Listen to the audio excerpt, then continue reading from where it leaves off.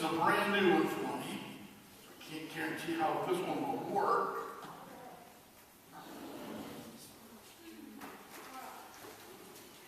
I put a little bit of isopropyl alcohol in this jug. Isopropyl alcohol will evaporate and form a gas or a fume. But it's a special kind of gas. It's a combustible gas. And combustible gases go boom! But this should not go boom. I should have my gases go in here. Look how big we're getting! Oh, wow. How big is it going to get? Oh, well, that's it because I'm not going to take it off. Now, when I take this off, the air is going to cool down again, isn't it? When the air cools down, it's going to slow down the molecules, it's going to get smaller.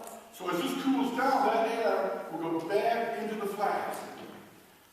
With the can, we couldn't get the air back in because the water was in the way.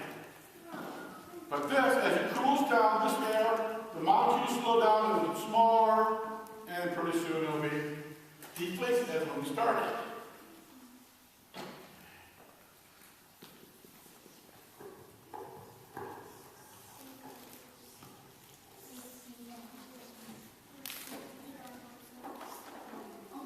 See if I can get this to work this time.